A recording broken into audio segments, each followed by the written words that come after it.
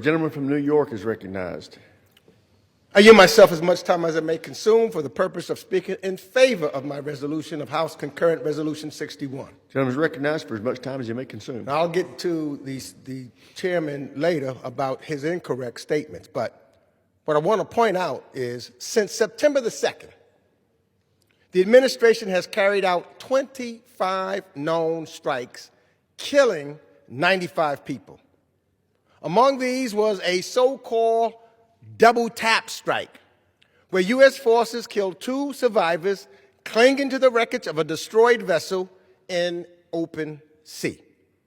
The administration now refuses to release the video of this strike, denying the American people the ability to see for themselves what is being done in their names. In fact, denying members of this House, including me and I believe the chairman himself, from seeing that video. Many believe this strike may constitute a war crime.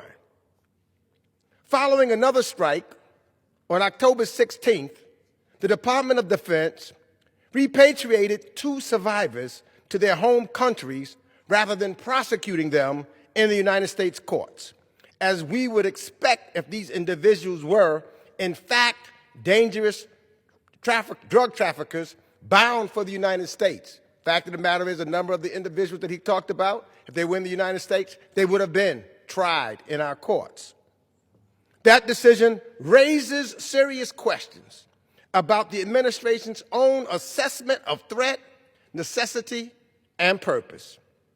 These strikes have not been authorized by Congress, and the administration has not sought congressional authorization to use lethal military force to address alleged criminal activity that, under the United States law, and we are a country of laws, does not carry the death penalty.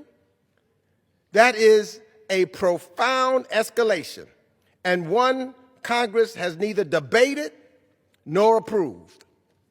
They openly convert and covet Venezuelan oil. That's what this is about. The president is coveting Venezuelan oil. And despite promises to end wars, this president is threatening military invasions, not just in Venezuela, but across the Western Hemisphere. Just last night, President Trump declared, and I quote, "Venezuela is completely surrounded by the largest armada ever assembled in the history of South America, and that the shock will be nothing like they have ever seen." This is not a strategy. This is a game. And the president is playing it with the lives of American service members, threatening a regime change war with no plan for what would happen next. This president wants to be the judge, the jury, and the executioner. But this Congress is not a part of the executive branch. We are a co-equal branch of government. And the Constitution vests this body with authority over matters of war and peace. That power has too often been ceded to the executive branch. Earlier this month, on a bipartisan and bicameral basis, we repealed outdated authorizations for use of military force to prevent presidents of either party from abusing it. We cannot now abandon our constitutional duty over these strikes in the Western Hemisphere. Even if you happen to disagree with me when I say these strikes, and they are, not about making Americans safer, that these strikes are about oil, that they are about another reckless foreign war, or stretching presidential power toward that of a would-be king. All of those things happen to be true, by the way. This vote is ultimately not about whether you agree with the administration's policy. It's not about whether any president can take these actions. No, it is about, and what it should be about, is whether this president can take these actions without congressional approval. And every member of Congress should want to do their job. Congress must make clear, all of us, that no president can unilaterally draw the United States into a conflict the American people do not want. Democrats and Republicans, those of us who are elected by the people, we are the closest to the people. We should not shirk our responsibility. We should make sure that right here we do what the Constitution tells us to do and have debate and vote on the House floor so that all of America knows where we stand on matters of going to war or not. That is what they elected us to do. And for us to just give away that power to the executive branch is not doing our job. We should have a vote because it is the rule of law. We are the United States of America. We're not part of the Duma or have a Putin who just does what they want with getting around and not dealing with the people's representatives. We should stand for the power that was invested in us. That's what this is really all about. And I reserve the balance of my time. Gentleman from New York reserves. Gentleman from Florida is recognized. Thank you, Mr. Speaker. And I would let the ranking member know that just in the last year in his district, he's lost at least 140 people to overdose, which apparently he does not want to protect his community from those like the president wants to protect his community. I now yield 4 minutes to the chairwoman of the Western Hemisphere, Ms. Salazar of Florida. Gentlelady from Florida is recognized for 4 minutes. Thank you. I am here today because I oppose this resolution. It is fundamentally flawed. It is trying to invoke the War Powers Resolution of 1973, which doesn't even apply in the case of Venezuela. The War Powers Resolution applies when there is an active combat with the United States forces. It does not include law enforcement or counter-narcotics operations against declared terrorists like Nicolas Maduro, who happens to be the head of a major drug cartel in the Western Hemisphere. Therefore, we do not need this resolution because what the president is doing is well within the law. The president does not need congressional approval to protect Americans from terrorist attacks. Let's see what the Constitution says. The Founding Fathers vested in Congress the power to declare war, but they were equally clear that the power to defend the homeland from foreign and domestic threats belongs to the president as commander-in-chief. Therefore, President Trump does not need congressional permission to kill terrorists at sea who are bringing cocaine and fentanyl to the streets of Miami, New York, or Chicago. Let's see what international law says. The United States is waging a non-international armed conflict with Venezuela. What does that mean? Our issue is not with Venezuela as a country, but with Nicolas Maduro, the narco-trafficker who hijacked that country after he stole the elections last year. Under the law of armed conflict, we can use military force to stop his drug cartel from flooding the streets of the United States. According to Article 29 of the Charter of the Organization of American States, which the United States is a member, says that the countries of the Western Hemisphere may take military action against a threat that endangers the peace of the Americas. The Maduro regime has destroyed the peace of the whole Western Hemisphere, if not ask anyone that lives in my district, the city of Miami. Now let's go back to American history, which says that Maduro is the world's largest drug trafficker. In 2020, he was indicted by a federal grand jury in this country for pushing hundreds of thousands of tons of cocaine to the streets of the United States. Back in 1989, we had a very similar experience in Panama with Manuel Noriega. President Bush at the time took action in Panama to remove Noriega. There was no need for congressional approval. But as commander-in-chief, he did what he needed to do. Today, Panamanians are eternally grateful to the United States. Or in 1983, President Ronald Reagan ordered United States forces into the island of Grenada to protect the lives of American citizens. Once again, the president did not ask approval from Congress. Reagan acted swiftly, lawfully, and decisively. Today, the actions taken against the Cartel de los Soles, headed by Maduro, fall squarely into this same category.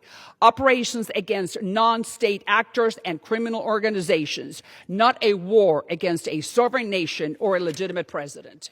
This resolution presented by the Democratic Party would tie President Trump's hands into the fight against drug trafficking terrorists. Every Venezuelan knows that Maduro is just a thug and a delinquent who has been in the drug trafficking business for 27 years since he took over the country. They have totally destroyed the most prosperous country in Latin America, Venezuela. Of course, Congress has a crucial role in authorizing wars, but the president has independent authority to defend the mainland. Panama is thriving, Grenada is thriving. Once Maduro is gone and order is restored to the country, it will be the most prosperous country in Latin America, having the largest reserves of oil in the world, which will give them enough resources not to depend on the charity of the United States or any other country to fix the destruction Maduro wrought. For those reasons, I strongly oppose this resolution, and I urge my colleagues to do the same. I yield back. Gentlelady yields back. Gentleman from Florida reserves. Gentleman from New York is recognized. Yeah, I just want to say the president yesterday said that oil was the United States oil, not the Venezuelan people. And I want to thank her for her passion, though. I only wish she had the same passion to speak out against the Trump administration's mass deportation of Venezuelans legally in the United States of America. And Mr. Chairman, if this truly was about addressing drugs, then tell me why the administration pardoned Russ Ulbricht, who ran one of the largest online drug marketplaces in history and was serving a double life sentence. Why did the president pardon the former president of Honduras, whom a U.S. court convicted and sentenced for flooding the U.S. with 400 tons of cocaine and bragged? He quoted, he said, "Shoved the drugs right up the noses of the gringos." Pardoned by the President of the United States into your district and my district. I'm a former special narcotics prosecutor, and I know this to be a fact. You don't run a serious counter-narcotics strategy by carrying out the death penalty for those who are on the bottom of the drug trade, while freeing those who are very at the top and ordering them to come. And at the same time, the administration asks us to believe that deploying fighter jets, an aircraft carrier, and more than 15,000 troops to the Caribbean is merely a counter-drug mission. This is the largest U.S. military buildup in the region since the Cuban Missile Crisis. If this was really about drugs, why are the United States forces seizing oil tankers? The stated mission, the scale of the buildup, and the actions taken simply do not align. The administration can't keep its story straight, and it is no longer trying to hide its real motivations. Senior officials, including the president himself, have made it clear that the real objective is provoking a conflict with Venezuela to oust Maduro. Trump's chief of staff said to Vanity Fair, quote, he wants to keep on blowing boats up until Maduro cries uncle. I now yield 3 minutes to the gentleman from Connecticut, the ranking member on the House Intelligence Committee, Mr. Hines. The gentleman from Connecticut is recognized for 3 minutes. Thank you, Mr. Speaker, and thank you, Mr. Ranking Member. I came down here to debate something that this chamber has been debating for generations, which is the push and pull between the Congress and the executive on the use of our military. I was profoundly disturbed to hear the chairman denigrate the ranking member, to suggest that he doesn't care about the losses in his district, to suggest that we want the president to do nothing about narcotics. He knows that that is not true. I will tell the chairman that I have opposed every presidential attempt to use the American armed forces without congressional approval since I have been here. But this is about one thing, and it's not about the comity of this institution or the dignity that the majority should show in such a debate. This is about one thing and one thing only. It's not about the horrors of drug abuse. We know that over here. There's not a Democrat who doesn't believe that 100,000 overdoses is an appalling outcome. There's not a Democrat here who doesn't experience the crushing, disgusting horror of those losses. We couldn't agree with the majority more that this is a huge problem. But what this is about is whether the representatives of the people should be involved in a discussion about how we solve this problem. The Constitution says so. The questions raised here, for the first time in 250 years, the United States military is deliberately targeting civilians. They may be awful civilians, I'll grant you that, but they are deliberately targeting civilians. We have the largest military force ever assembled in the Caribbean. No discussion, no debate in this chamber amongst the representatives of the people. The administration has created a war that is not a war, a non-international armed conflict. It is a war inasmuch as we have an aircraft carrier and massive amounts of military hardware in the region, and we've killed upwards of 100 people in 23, 24 strikes. But it's not a war that needs to be informed even to the Congress. So the only question that matters, and you can show all the pictures of decapitations and of horror and of overdoses, and we'll stand with you in 100% about how horrible that is. But you know what else is horrible? That the majority is comfortable with the removal of the representatives of the people on this most consequential of issues. Let's agree that there will be a Democratic president someday who does something that the majority doesn't agree with. But every word they say here today will unbind the hands of that Democratic president to do whatever he or she wants. This is about our privileges as the representatives of the people. This is about our fidelity to the Constitution of the United States that demands us to have this debate. So let's stop trying to scare the American people, and for the first time in a very long time, let's stand up with the dignity and the decency that this topic deserves and debate how we are going to address this huge problem while preserving our privileges and prerogatives as representatives of all of the American people. I yield back. Gentleman yields back. The gentleman from Florida is recognized. Thank you, Mr. Speaker. I would tell the Representative Himes just that he's had 182 overdoses in his district in the last year. Lost somebody, Angel Samaniago, by a suspected Tren de Aragua member. And voting for this resolution to limit the president absolutely is not standing with the United States of America. There are people deliberately targeting Americans, and he is saying the president can do nothing about it. That's what his vote will say today. I now am pleased to recognize the chair of the Europe Subcommittee, Mr. Self, for 3 minutes. Gentleman is recognized for 3 minutes. Thank you, Mr. Chairman. Mr. Speaker, I rise in opposition to this resolution. This is neither the time nor the right legislation to deal with this issue.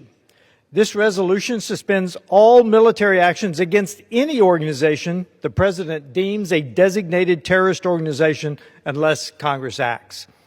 This is a dangerous limitation on the President's constitutional authority to defend the United States. Our world is changing and changing fast. The President must have the flexibility to change with the threats. These drug cartels, especially Tren de Aragua, are behind much of the drug trafficking, human smuggling, and violent crimes that are tearing communities apart and fueling the opioid crisis in America. According to the Centers for Disease Control and Prevention, there were more than 72,000 fentanyl-related overdose deaths in 2023, the last year available. This number represents a tragic national public health crisis. The intention of this resolution may be to stop the attacks on the drug boats, but by refusing military action against presidentially designated terrorist organizations, you shut the door for action against other dangerous groups, including Mexican cartels or Islamic terrorist groups who might want to establish themselves or attack elsewhere in the Western Hemisphere. Instead of considering this resolution, which carries little or no consequences for hostilities that don't exist, this chamber should focus on supporting the President's efforts to deter the growing national security threat from Venezuela. Hundreds of Americans die each day due to illegal drugs like fentanyl, Rather than Democrats making it their life's mission to destroy Donald Trump, America would be better served if members of this chamber would help him prevent the flow of illicit drugs. As a 25-year active duty member who deployed multiple times, including that invasion of Grenada that Ms. Salazar mentioned in the Caribbean without congressional action, I caution the ranking member on accusing the President of the United States with war crimes. That is beyond the pale. I recommend he walk those comments back. I urge my colleagues to oppose this resolution, and I yield back. Gentleman from Texas yields back. Does the gentleman from Florida reserve? Yes. Gentleman from New York is recognized. Thank you, Mr. Chairman. I'm still waiting for the chairman to tell me why the President of the United States decided to let convicted drug pushers, convicted in the United States courts, in jail, why they were pardoned if this is about drugs. I'm waiting for an answer. I haven't heard that yet. At this time, I yield 1.5 minutes to the gentleman from Mississippi, the ranking member of the Homeland Security Committee and original co-sponsor of this bill, the Honorable Benny Thompson. Gentleman from Mississippi is recognized for 1.5 minutes. Thank you very much, Mr. Speaker. Mr. Speaker, I rise in support of the resolution. I'm proud to be an original co-sponsor of the resolution, and I thank my colleague from New York for having the moral courage to offer it. We are a nation of laws. The Trump administration's boat bombings are illegal under U.S. and international laws. Simply put, these are war crimes. Further, the administration has failed to provide Congress with basic information, even as Trump directs a massive buildup of U.S. forces and threatens war. And I might add, Mr. Speaker, those of us who've been in so-called classified briefings still have not received any additional information beyond what's already in the eyes of the public and on TV. It's our duty as a Congress to rein in the lawless administration and prevent an illegal war.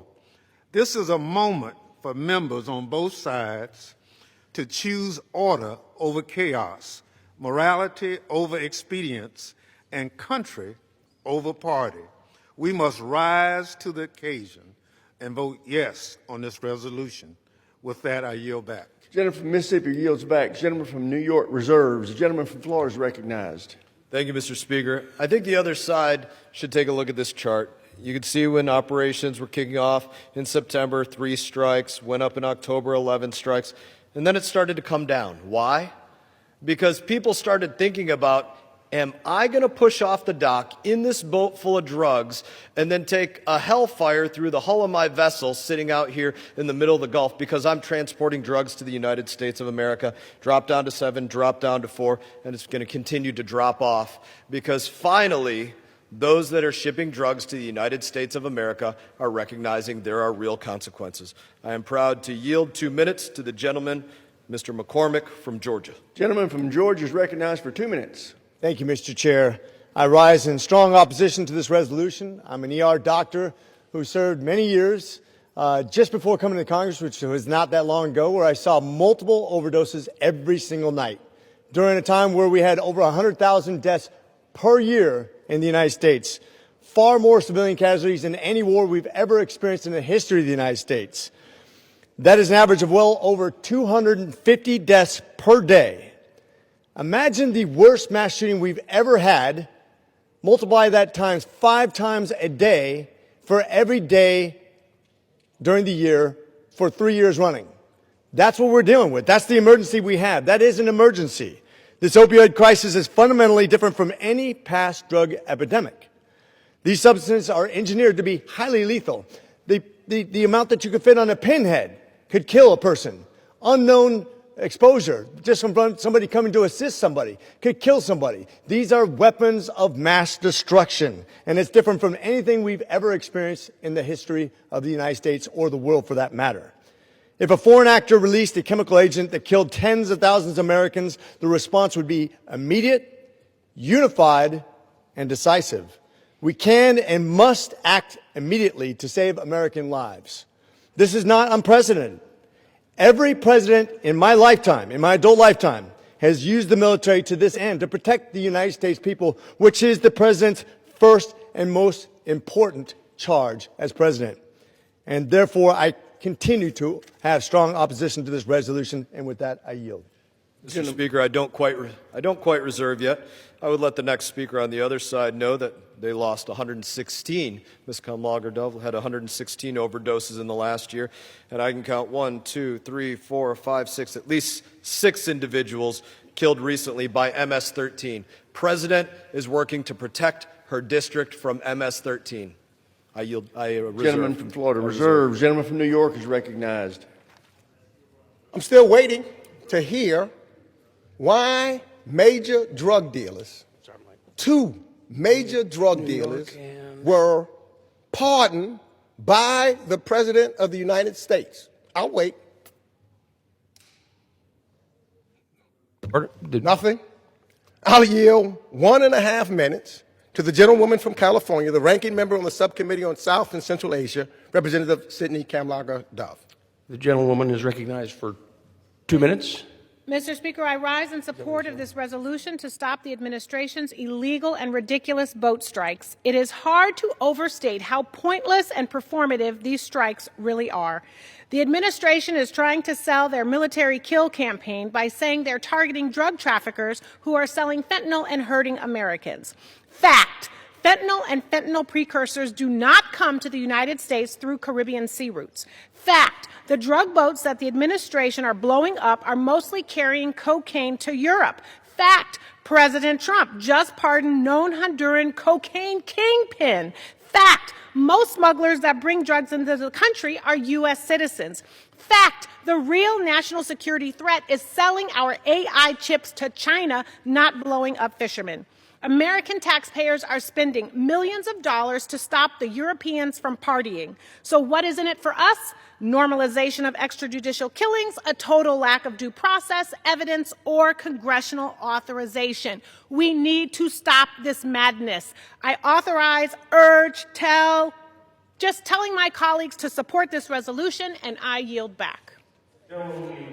The gentleman from New York reserves. The gentleman from Florida is recognized. Mr. Speaker, I'm pleased to yield 2 minutes to the gentleman from Florida, the chairman of the National Security, Department of State, and Related Agencies Appropriations Subcommittee, Mr. Mario Diaz-Balart. The gentleman from Florida is recognized for 2 minutes. Thank you, Mr. Speaker, and thank you, Mr. Chairman. I strongly oppose this resolution, which limits the United States' ability to fight narco-terrorist traffickers in our own hemisphere, where we are most directly impacted. I just heard from the distinguished woman that these are fishermen.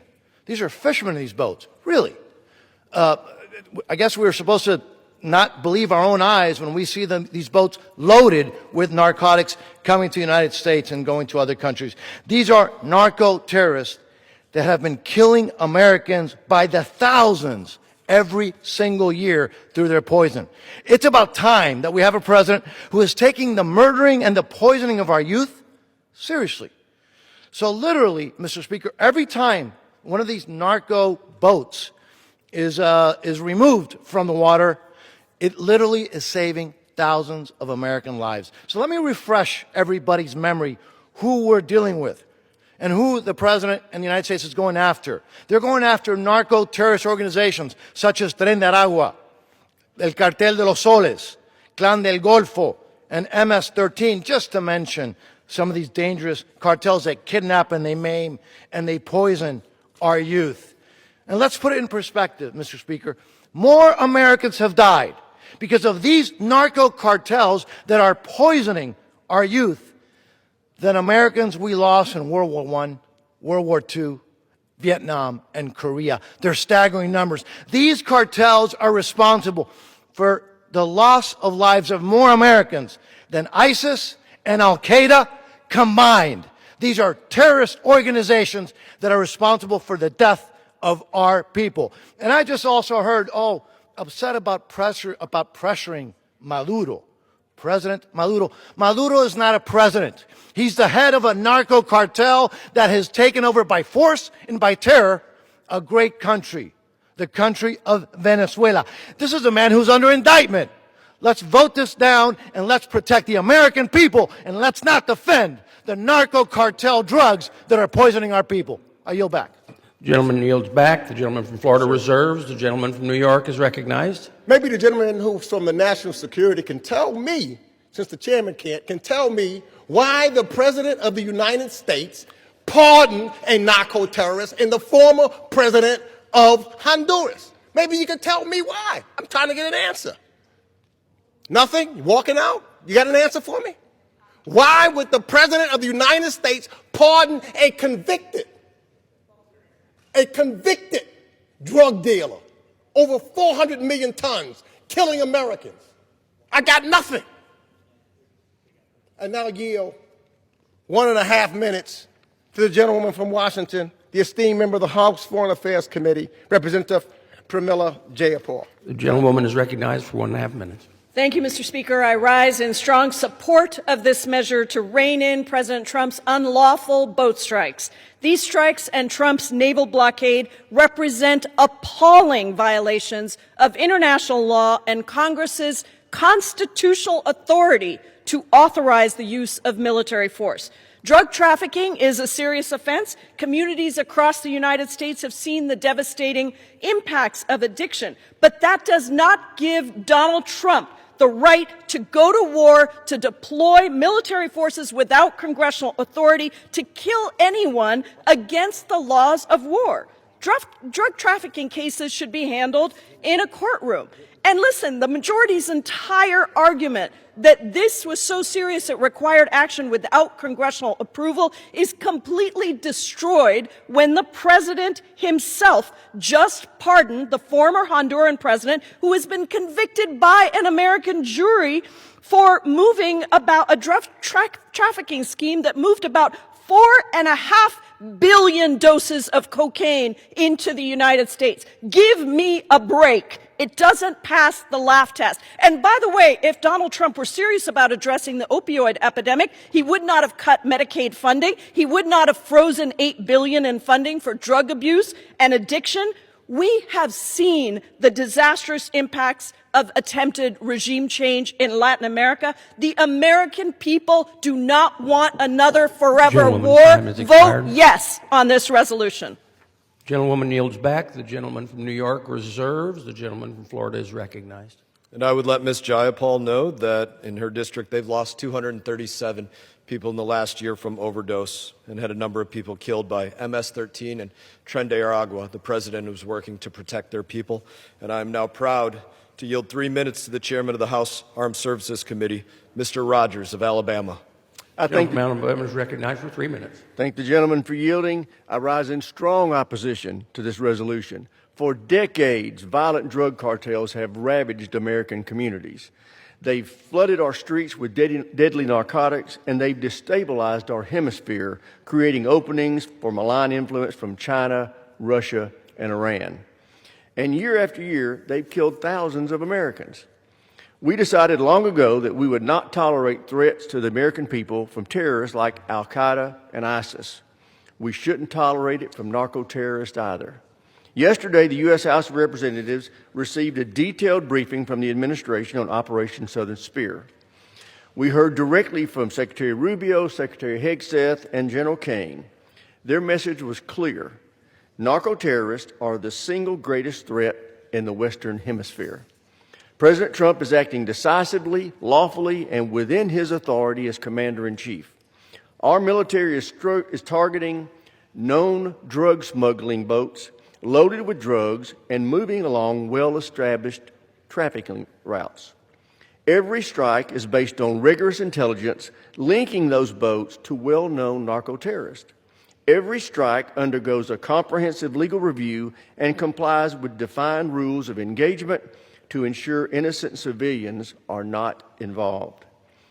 The Armed Services Committee is notified of every strike and has been briefed on this operation several times. These strikes are lawful under U.S. law and international laws, and all actions are in compliance with the law of armed conflict. But most importantly, these strikes have dramatically reduced drug smuggling operations. Bottom line, Americans are safer today because of President Trump's actions. Let's not return to the old, failed playbook of treating our counterterrorist mission solely as a law enforcement matter. We tried that for decades, and it didn't work. It cost hundreds of thousands of American lives. I urge my colleagues to join me in protecting Americans by opposing this resolution. And I yield back. The gentleman yields back. The gentleman from Florida reserves. The gentleman from New York is recognized. And again, I could offer the chairman, Mr. Rogers, the opportunity to tell me why the president pardoned these drug dealers. And I would also ask the chairman, I'm proud of this institution and who we are, a member of the House of Representatives, former chairman of the committee. Why don't we do hearings? Why can't we bring in the administration into the Foreign Affairs Committee and have them answer questions of members of Congress on what they're doing and why they're doing it? That's our job. That's our responsibility. Have we had one hearing on Venezuela, on drugs coming in? Not one.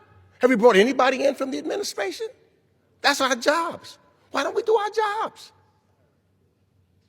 That's why we were elected. So I would hope that the chairman would have some hearings that we can discuss this as members of Congress. And with that, I yield 1.5 minutes to the gentlewoman from Minnesota, an original co-sponsor of this important resolution, Representative Ilhan Omar. The gentlewoman from Minnesota is recognized for 1.5 minutes. Thank you, Mr. Speaker, and thank you to Ranking Member Meeks. May I answer that question for you, Mr. Meeks? The answer is that this is not about drugs. This is about regime change. And we also have the White House Chief of Staff on record saying that this is about regime change. It has nothing to do with drugs. I rise today in strong support of this resolution. I am proud to co-lead Ranking Member Meeks' effort and urge all of my colleagues to join us today in reasserting this body's constitutional authority on matters of war and peace. Because let's be perfectly clear, only Congress has the power to declare war. The Trump administration's military escalation in the Caribbean is not only reckless, it is blatantly illegal. We cannot allow this kind of dangerous overreach to go unchecked. Trump, a president who touts himself as a global peacemaker, has appointed himself as judge, jury, and executioner in the Western Hemisphere. This brutal military campaign, which has killed more than 90 people, further threatens a region that has already been destabilized by decades of U.S. intervention. And it risks driving us into further war in Venezuela. The American people across the political spectrum have been clear that they do not want to fight and fund another war. With this vote, every member of Congress has the chance to show the American people where they stand. Will they enable Trump's illegal lawmaking, or will they stand on the side of the Constitution? Stand on the side of the Constitution and put an end to this unauthorized use of military force. I urge all of my colleagues to uphold the separation of powers and pass this resolution. I yield back. Gentlewoman yields back. The gentleman from New York reserves. Members are reminded to refrain from engaging in personalities towards the president. The gentleman from Florida is recognized. Thank you, Mr. Speaker. And I would let Representative Omar know that in her district, she lost 205 people in the last year from overdose and have had people killed by MS-13, teenagers killed by MS-13. The president is working to stop that from happening. And I would also remind the ranking member that just yesterday, he should know this, he was standing on stage with me. We had a classified briefing with the Secretary of War and the Secretary of State. His comments afterwards did not reflect the truth of what was said, but he was there. I am now pleased to yield 2 minutes to the gentleman from Florida, Mr. Jimenez. The gentleman from Florida is recognized for 2 minutes. Thank you, Mr. Chair. I rise today in strong opposition to resolution number 61. This resolution would prohibit the President of the United States from using all the tools at his disposal in the fight against designated terrorist organizations in the Western Hemisphere. These are the same narco-terrorists who are waging and have been waging a war on the American people through the use of deadly drugs and poison that are flooding into our country. Let's talk about reality, not about rhetoric. First of all, the number one job of any government is to protect its people. Since September 11, 2001, roughly 4,000 Americans have been killed inside the United States, either by al-Qaeda, ISIS, and similarly ideologically linked terrorist groups. Meanwhile, since 2021, and I'm not talking back to 2001, nearly 400,000 Americans have died from overdose poisoning, deaths fueled by foreign terrorist organizations, including the Venezuelan regime, and violent cartels operating in our own backyard. That 400,000 is about the size of my native city, Miami. So this is, in reality, a weapon of mass destruction. Yet here we are, debating whether to retreat from fighting terrorists in our own hemisphere, while continuing to fight them halfway around the world. I've spent my life in public safety. I have seen what happens when you hesitate, when you retreat, when you take your foot off the gas. People die, families are destroyed, and communities suffer. This resolution does nothing to promote peace. It invites danger. It continued chaos and the loss of more American lives. It tells terrorists and cartels the United States Congress is willing to tie the hands of our commander-in-chief while they ship poison into our communities and profit from American deaths. As someone who fled communism, I know this lesson well. Weakness invites aggression. When America steps back, evil steps forward. We must reject this resolution and make clear to the world that the United States has the will. Yield him additional 30 seconds. An additional 30 seconds. That the United States has the will to confront narco-terrorism head on, and that we will never surrender to the very people that are killing our children. Too many Americans have already died because we turned a blind eye to this threat. For the sake of our national security, our communities, and the men and women in uniform who stand the line every single day, I urge a no vote on this resolution. Thank my colleague from Florida, Chairman Mass, for yielding me the time to speak on this important matter, and I yield back. Gentleman yields back. May I inquire how much debate time remains? The gentleman has 7.5 minutes. The gentleman from New York is 10 1/4. Very good. Reserve. The gentleman from Florida reserves. The gentleman from New York is recognized. Thank you. You could use my time if you can answer why the President of the United States pardoned major drug dealers who were convicted and doing time. They weren't the little guys. I'll wait. I'll wait if you want to answer that question. If you're going to answer that question. Yeah, okay. Then you use your own time, not mine, unless you're going to answer the question, which I've been waiting for. I also would like to know, if this is about drugs, where the facts are. The drugs come from China. Fentanyl. Fentanyl, mainstay, is from China. I haven't heard China in this debate at all. In fact, the president runs around and says some of those, in fact, selling chips or whatever he wants to do to China. That is a danger to our national security. Killing our people. The #1 drug that's killing Americans is fentanyl.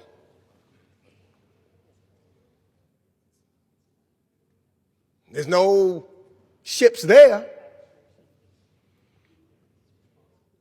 My main focus is, as I said earlier, even if you disagree with me, why don't we do our work as members of Congress? Why aren't we having hearings?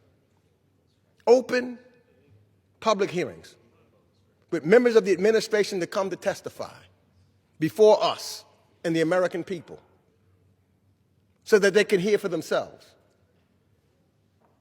Prior Congresses, when I was the chair, even when Mr. McCall was the chair, there was a Democrat in the office.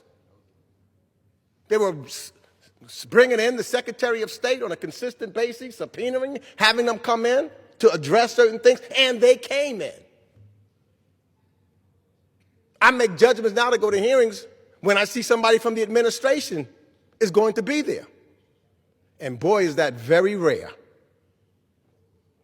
Generally, it's just somebody on the other side who has, from the private sector or something of that nature on foreign affairs. The diplomats and representatives from the State Department and people directly from the administration, they don't come before our committee.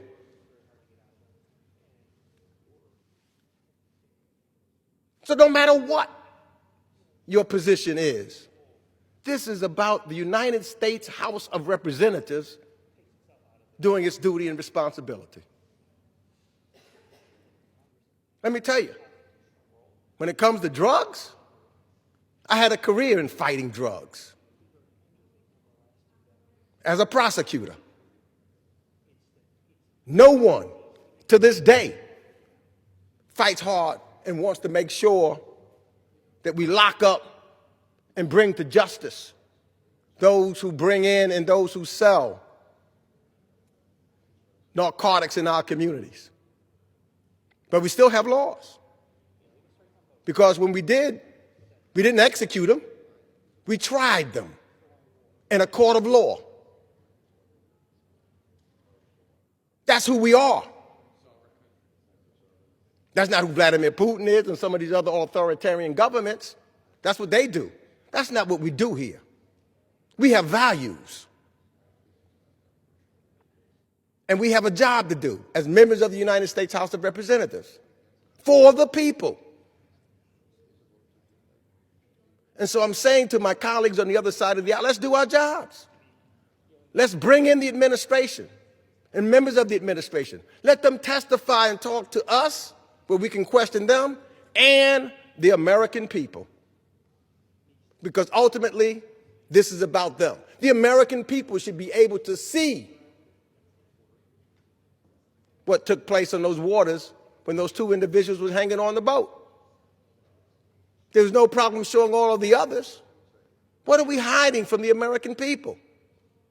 We as members of Congress should be demanding that the administration is accountable to the American people. And how the best way to do that is for them to come to Congress, because that's our jobs. So ultimately, I'm saying we should do our jobs as member of Congress and not give away our power to someone who would like to just be an authoritarian. We don't have that kind of government. That's why the United States of America was created in the first place, to make sure that one man or woman could make unilateral decisions around the United States Congress. I reserve the balance of my time. Gentleman from New York reserves. Gentleman from Florida is recognized. Thank you, Mr. Speaker. The ranking member made the claim that nobody fights harder against drugs. Big speech. Nobody fights harder against drugs than the President of the United States of America. He is the one sinking the boats. Democrats are the ones saying any terrorist organization, no matter how many people they kill, they behead, they abduct, no matter how much drugs they traffic, the president shall not have the authority to go out there and combat them. If there was a boat coming across with anthrax in it, president can't hit it. If there's a boat coming across that had something brought over from Iran, president can't deal with it. Anything that comes across in the Western Hemisphere, that's literally what his legislation says, that the president cannot go out there and defend the United States of America from imminent threats. How imminent is this threat of drugs? 365 days a year, 7 days a week prior to President Trump starting to sink their boats that they were bringing to the United States of America. That is as imminent as it gets. It is as imminent as the sun rising. That's how prevalent that threat has been. The president is finally bringing it to an end. Nobody fights harder than the President of the United States of America. Nobody is fighting harder to allow drugs into this country than Democrats with this reckless and ridiculous piece of legislation. And Mr. Speaker, I have no more speakers. I will reserve until the gentleman yields back his time. The gentleman from Florida reserves. The gentleman from New York is recognized. I'm prepared to close. The gentleman is recognized. Thank you. Mr. Speaker, this War Powers resolution would immediately end President Trump's extrajudicial boat strikes in the Western Hemisphere, which have never been approved by Congress and far exceed the president's authority. We are a country of laws. Individuals in the streets have to abide by our laws. The president of the United States should be abiding by our laws. And our laws, you convict somebody in court. You can't just go out and kill them. What we had to do, what I had to do, was build a case in public and try that case and convince a jury to unanimously convict someone so that they would go to jail. That was my job. And I think that's the President of the United States cannot summarily determine that he's going to go and kill someone without coming and getting authorization from this Congress. The worst of criminals have had to go to court. Fact of the matter is, we know of two such people. The worst of the worst. Sold drugs and said, I'm going to shove it down their noses. He wasn't killed. Shouldn't have been killed. He was tried. He was from another country. In fact, he was a president of another country. He was tried in a court of law. And he was convicted by unanimous jury. He's on the streets today. Why? Because the President of the United States said he deserved a pardon. No matter how many people he killed, no matter how much drugs he brought in, the President of the United States said, it's okay. We're going to send him back on the streets. There's another individual who sold drugs over the internet, killing Americans. Tried, not executed, tried and convicted in a court. Unanimously. He's back on the streets. As a prosecutor, I would have been, and the family members of victims of those two in particular and others like them, for them to be convicted and then released by the President of the United States of America? Is that justice? Is that protecting us? What kind of message is that sending? To just go after the little guy in a boat who was instructed by others? But how many of the big kingpin, how many of them have been brought to justice? Who's going after and building a case to prosecute them and hit them locked up in jail? This administration wants to say these strikes are about stopping drugs from entering the country, putting aside the fact that drug smuggling is not a crime punishable by death, or that these boats could have, per the law, been intercepted by the Coast Guard and suspected traffickers questioned and prosecuted in a U.S. court. This is not a counter-narcotics operation. The administration's actions, whether the largest military deployment to the region since the Cuban Missile Crisis, the seizure of a Venezuelan oil tanker, ordering a blockade of Venezuela, on the many public statements issued by U.S. officials, including President Trump. The gentleman's time has expired. And let me just say, I see him putting up a picture. Gentleman's time has expired. And let me tell you about that picture. That's diplomacy before he was the President of the United States of The America. gentleman has expired.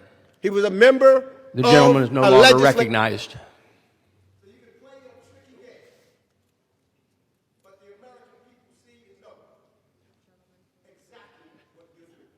Members are reminded to refrain from engaging in personalities towards the President. The gentleman from Florida is recognized. Yeah, excuse me, Mr. Speaker. Let me put this up. I was asked to take it down for a moment. Let me take a second and put this up. I'll get to it. This resolution, plain and simple, is about telling the President he has no authority to combat terrorists in the Western Hemisphere. That's the words of this resolution. It's not a secret. Anybody can read it. President doesn't have the authority to combat MS-13, Tren de Aragua, Sinaloa cartel. Take your pick. If the president says they're terrorists and they're in the Western Hemisphere, president can't touch them. That's what they're trying to do. Tie his hands, not let him defend the United States of America. We're not talking about street gangs. They are militarized threats. They've taken over entire apartment complexes and neighborhoods in the United States. Now, my colleagues say this resolution, it's just about putting Congress on record, so let's put Congress on record. If you stand with protecting the United States of America against narco-terrorists, then oppose this resolution. Plain and simple. If you stand shoulder to shoulder with MS-13 and Tren de Aragua and Sinaloa cartels and the dictators who work hand in hand with them, like Nicolas Maduro in this photo, then this resolution is for you. Vote for it. We know exactly where some of my colleagues stand. You can look to see where they stand in this photo. Let's talk a little bit about that in a moment. I want to touch on something else first. Since President Trump took office, we've seen our Democrat colleagues fight to unmask agents, dox Border Patrol officers. We've seen them issue warnings ahead of immigration raids. They spent taxpayer dollars to keep illegal immigrants in the United States. Now they're going even further with this resolution to say that Democrats are saying the president can't protect our country. I'm going to show you this photo. I actually thought a lot about this photo as chairman of the Foreign Affairs Committee because I take photos with foreign heads of state and diplomats and other people from other countries on a daily basis.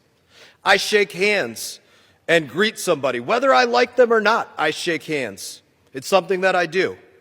But I can tell you what I don't do. I do not let other people wrap their arms around me unless they're my kids, my friends, my family. That's Nicolas Maduro's hand right there. Put a little arrow there for you. That's Ranking Member Meeks, who's been arguing with me for the last little while here. That's his arm around the ranking member. I don't let people put my arms around me, especially not people like that. This photo of Nicolas Maduro, probably you also recognize John Kerry. It's sad to see that. I think it says a lot about the origination of this bill, the heart of this bill. This is not a handshake. It's an embrace of somebody with a relationship. That's what happens. If somebody puts their arm around me, that means they have a relationship with me. To me, this says a lot about who this bill stands shoulder to shoulder with. Do you stand shoulder to shoulder with Nicolas Maduro, with his arms wrapped around you? Or do you stand shoulder to shoulder to protect the United States of America and our people from the people that are murdering us and sending their drugs over? Choice is up to you. Mr. Speaker, I yield back. The gentleman yields back. All time for debate has expired. Pursuant to order of the House of December 16, 2025, the previous question is ordered on the concurrent resolution. The question is on adoption of the concurrent resolution. Those in favor say aye. Those opposed, no. In the opinion of the chair, the noes have it. And for what purpose does the gentleman request roll call? Yes. Yeas and nays. Yeas and nays. The yeas and nays are requested. Those favoring the vote for yeas and nays will rise. A sufficient number having arisen, the yeas and nays are ordered, and pursuant to Clause 8 of Rule 20, further proceedings on this question will be postponed.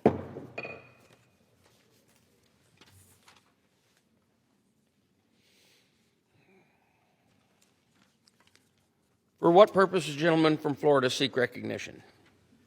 Mr. Speaker, Pursuant to the order of the House of December 16, 2025, I call up House Concurrent Resolution 64 and ask for its immediate consideration in the House. The clerk will report the title of the concurrent resolution. House Concurrent Resolution 64, concurrent resolution to direct the removal of United States armed forces from hostilities within or against Venezuela that have not been authorized by Congress. Pursuant to the order of the House of December 16, 2025, the concurrent resolution is considered as read. The concurrent resolution shall be debated for 1 hour, equally divided among and controlled by Representative Mass of Florida and Representative Meeks of New York and Representative McGovern of Massachusetts or their respective designees. The gentleman from Florida, Mr. Mass, the gentleman from New York, Mr. Meeks, and the gentleman from Massachusetts, Mr. McGovern, will each control 20 minutes. The chair recognizes the gentleman from Florida. Mr. Speaker, I ask unanimous consent that all members may have 5 legislative days in which to revise and extend their remarks and include any extraneous material on the resolution under consideration. Without objection. Mr. Speaker, I yield myself as much time as I may consume. The gentleman is recognized. This resolution is weak. It's unnecessary and it's dangerous. It's also not about oversight. It's not about the Constitution. It's about tying, just like the last resolution, tying the president's hands, specifically in Venezuela. It's about telling President Trump he does not have the authority to defend the United States of America. This resolution is preemptive surrender. As written, it limits the president's ability to respond to future threats posed by Venezuela. Russia delivers nukes there, president cannot respond.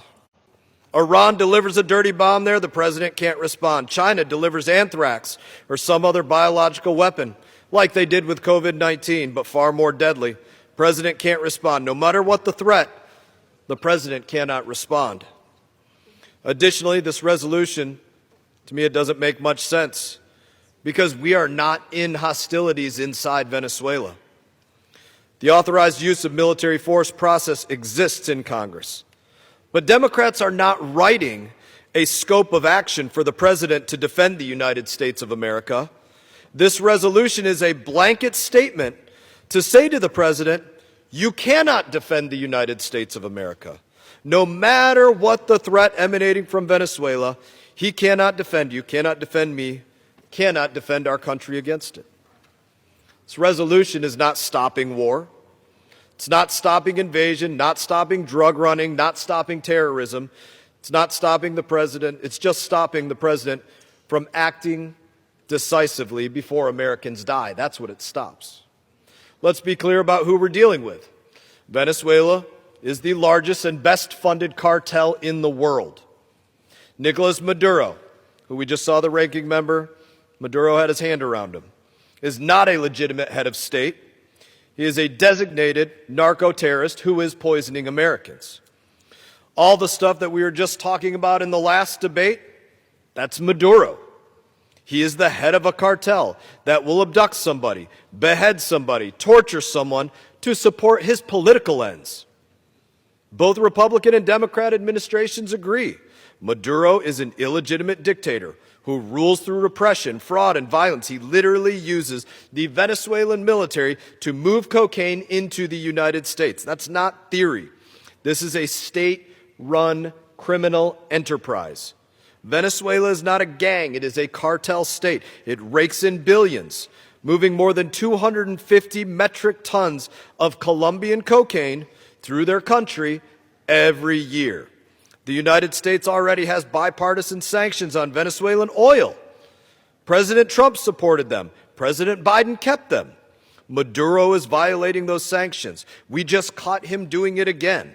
A ghost ship was intercepted smuggling Venezuelan oil, and Maduro admitted the oil was his. So here is the simple question. How do you enforce sanctions if you're not allowed to stop the shipments? The answer is that you cannot.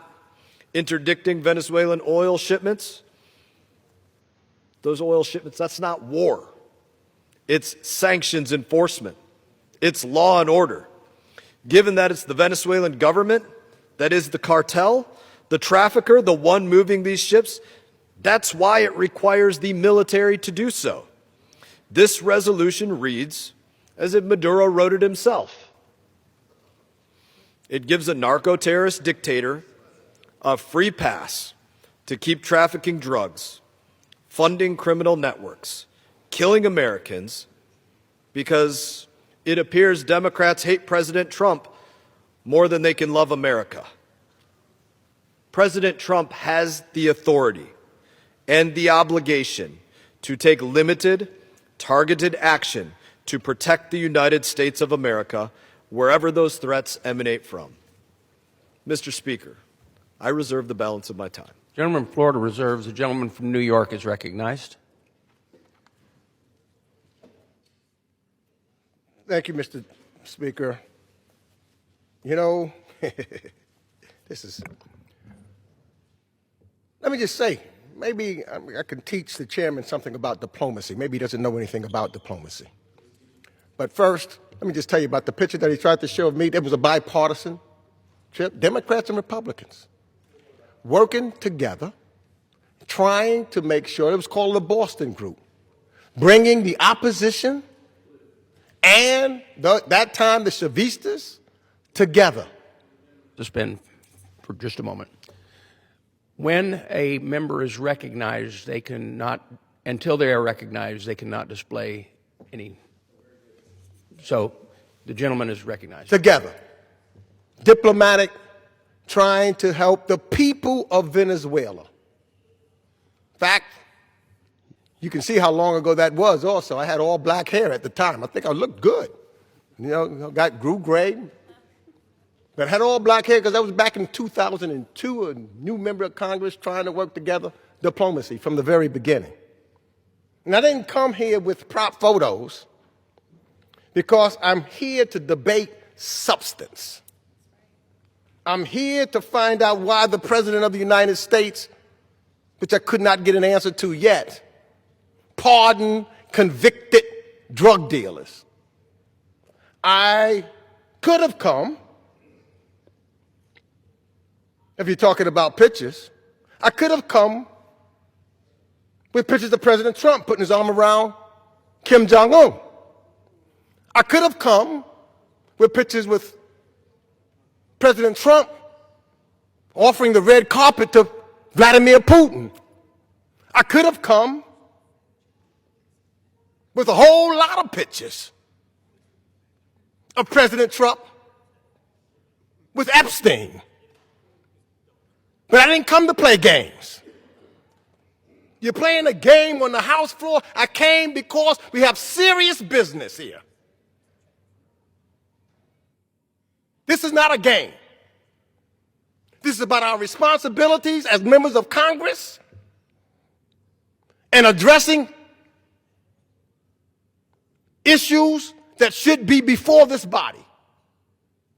It's about us having debate in committee and holding the administration accountable as we do any president. It's about us being the representatives of the people that elect us. It's not a game. Diplomacy is not a game. War is not a game. There's rules in war.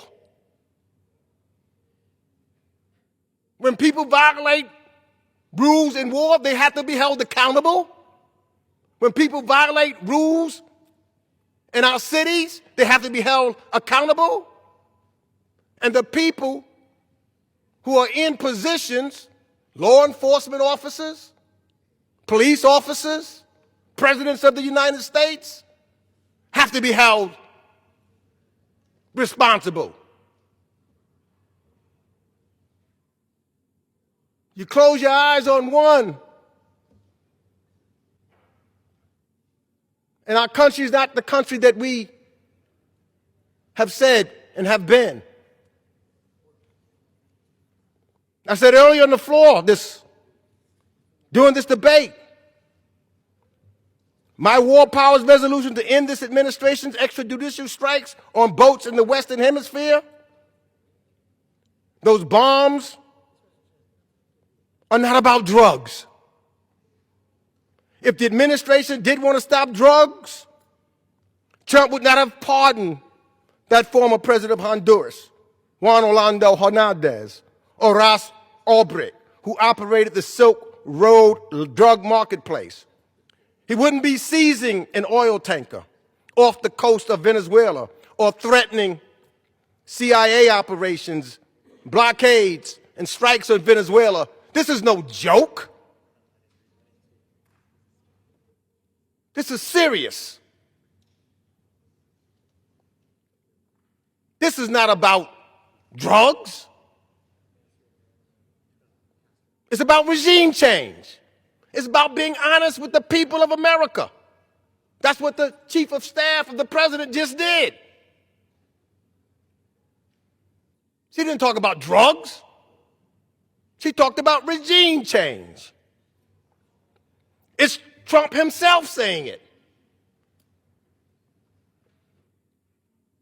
He said he wanted the oil. He said it was our oil, not Venezuelans' oil. He said it's our oil and our territory, and we're going to take it back. That's the tweet of the president. This is no joke. This is no game. This is serious business. I yield the balance of my time. The gentleman yield, or does the gentleman Reserve. I reserve? reserve the The balance. gentleman reserves. The gentleman from New York reserves. The gentleman from Massachusetts is recognized. Thank you, Mr. Speaker, and I yield myself such time as I may consume. Gentleman's recognized. You know, I never thought I'd say this, but I'm glad I'm not on the Foreign Affairs Committee. You know, I thought the Rules Committee was tough, but listening to this debate, boy, I go out of my mind. I couldn't follow the chairman of the Foreign Affairs Committee. I want to correct something. I mean, this is not a Democratic resolution. It's a bipartisan resolution. Maybe that's something the chairman is not familiar with, but this is a bipartisan resolution. Democrats and Republicans have sponsored it. And, you know, in this chamber, I guess we've all become accustomed to debating trivial issues passionately and important ones not at all. We spend a lot of time renaming post offices and passing bills that do nothing for anybody. And so maybe the distinguished chairman is not used to doing big things. But I'll tell you what, the issue of war is a big deal. It's a big deal. It should be a big deal to Democrats. It should be a big deal to Republicans. It is our constitutional responsibility. And so I am here because I'm deeply troubled that the President of the United States, in my view, is slowly but surely marching us toward open hostility with Venezuela. I don't say that as a Democrat. I say it as an American who is worried about this country getting dragged into another potentially endless war. So let me be crystal clear. I mean, you know, that is what we are talking about. That is what we are talking about. This is not some hypothetical, abstract debate. Donald Trump has already engaged in acts that are considered hostile under U.S. law. He's threatened to close Venezuelan airspace. He says he plans a naval blockade against the country soon. He has warned that military strikes on Venezuela will start, quote, very soon, end quote. Our Constitution provides this body, the United States Congress, with the solitary authority to declare war. And the President, despite already engaging in hostile actions towards Venezuela, has neither requested nor received the authorization for the use of military force as required by the War Powers Resolution of 1973. Mr. Speaker, American troops take an oath to protect and defend this country. It is our duty in Congress to debate and vote before they are put into harm's way. And right now, by placing U.S. military assets off the coast of Venezuela, this administration has them in harm's way right now. And that's why, in a bipartisan way, we have introduced this resolution. It provides the House of Representatives with a simple up or down vote. It's a simple yes or no. Do you want an unauthorized war in Venezuela or not?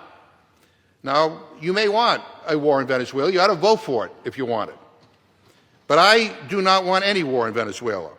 and I'm joined on this resolution again by members of Congress across the political spectrum, Democrats and Republicans who, like me, are deeply troubled by the idea of endless wars, of America spending more of its treasure on wars that are not clearly defined, that we have no idea how they will end up, at a time when we can't even provide people health care in this country, where we have homeless veterans. I was here in 2002, Mr. Speaker. I voted against the war in Iraq. And Americans do not want another Iraq. If we intensify hostilities against Venezuela, we have no idea what we're walking into. I mean, the oversight in this Congress has been almost non-existent, given what's going on. Congress has been lied to repeatedly by administrations from both parties who want to use our military in ill-defined and often unwinnable conflicts. And I remember the Bush administration telling us that the war in Iraq would be a cinch. It was clearly not. We spent over a decade at war. We lost American lives, civilian lives, and added trillions of dollars to our debt at the expense of the basic needs of the American people. At least George Bush had the decency to come to Congress for approval in 2002. And don't the American people deserve that respect today? This is about whether we want to use taxpayer dollars and risk American lives on regime change, endless wars, and costly quagmires, or whether we want to invest here in our own country in solving our own problems. For God's sake, we live in a country where we, again, have homeless veterans, where we have hungry school kids, where seniors can't afford their medication and families struggle to get by.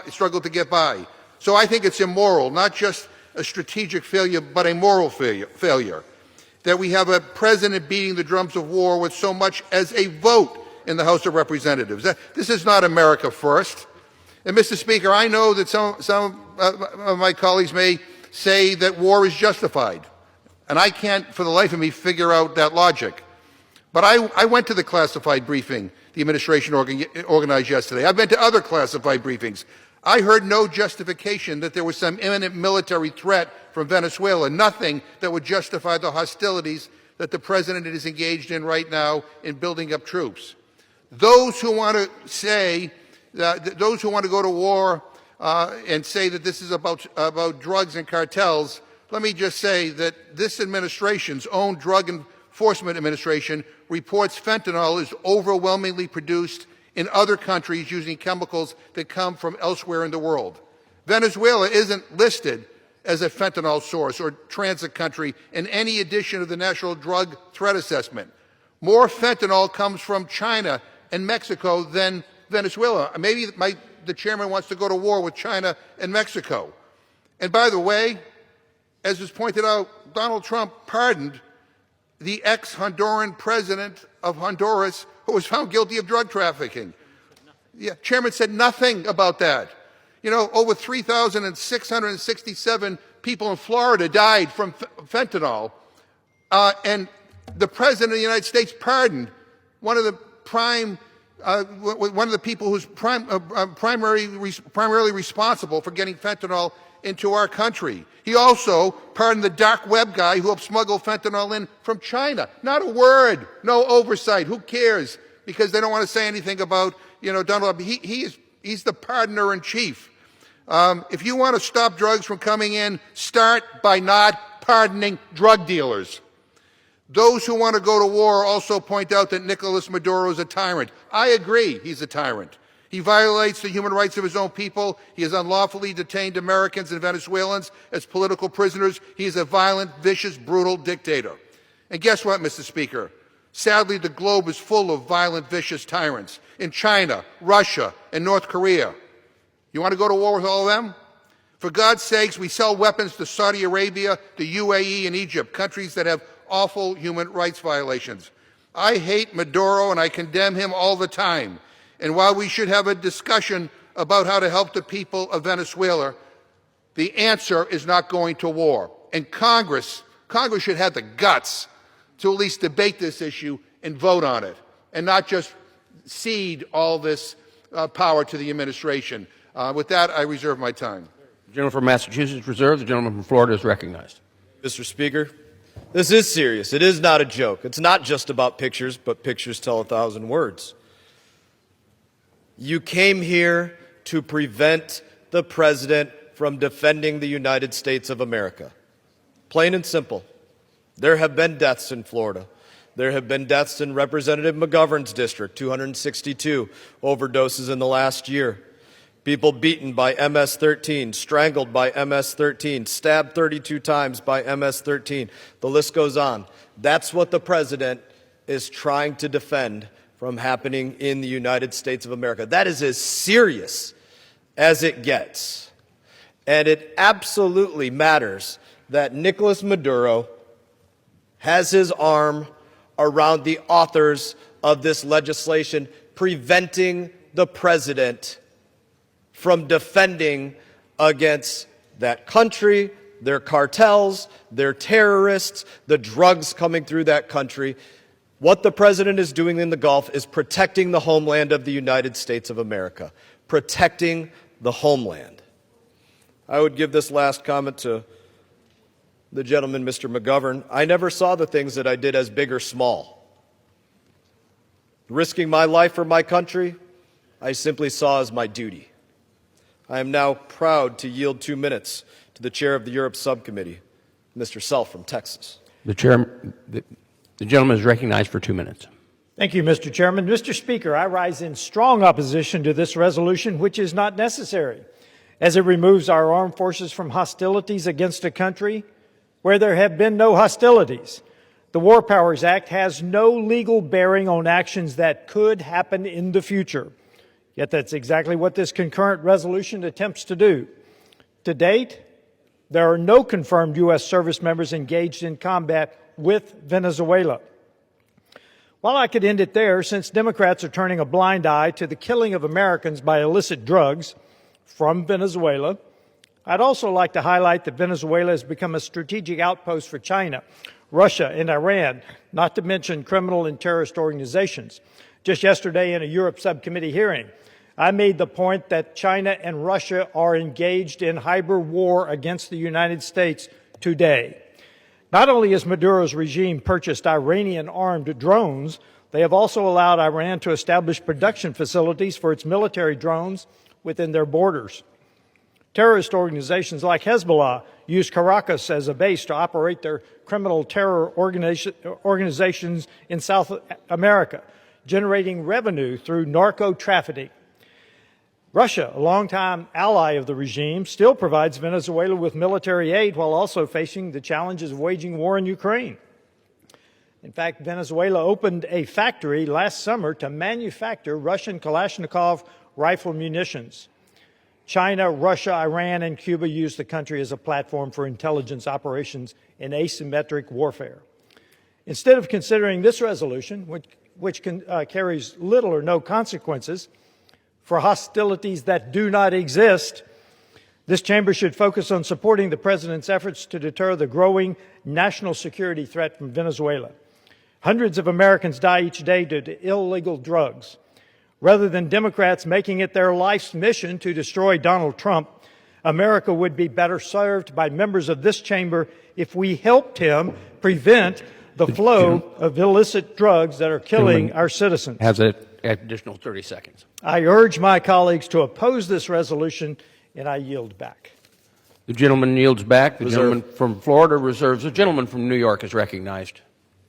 Thank you, Mr. Speaker. I'm not going to allow, get into these back and forth. I've been waiting for an answer because this is serious business. The American people want an answer that they can't quite get yet. I can't get anybody at a hearing from the administration to answer the questions. I can't get anybody, even from the administration, like we saw some yesterday, to answer the question. The Americans have been waiting here. The American people want to know why a president of the United States would pardon two not accused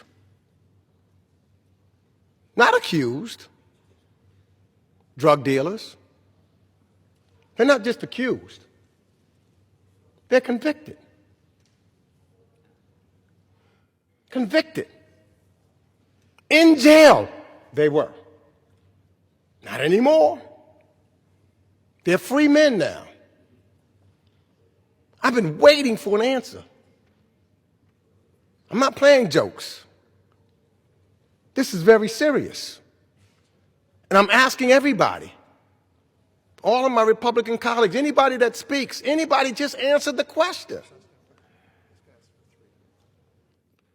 We're on C-SPAN, the American people. Here's an opportunity for you to tell the American people why the President of the United States, a man who you say this is about drugs,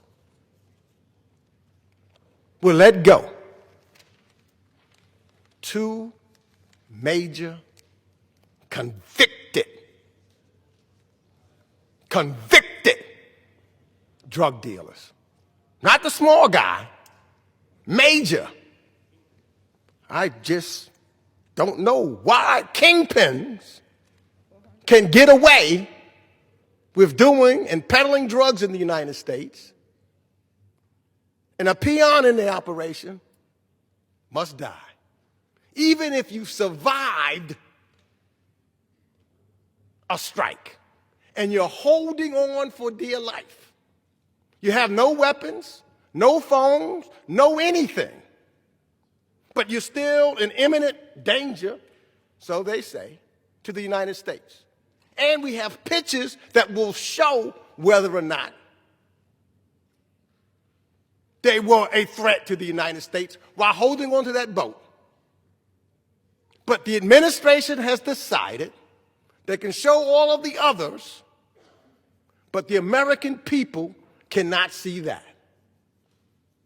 I've been waiting for an answer. The American people want an answer. I'll wait.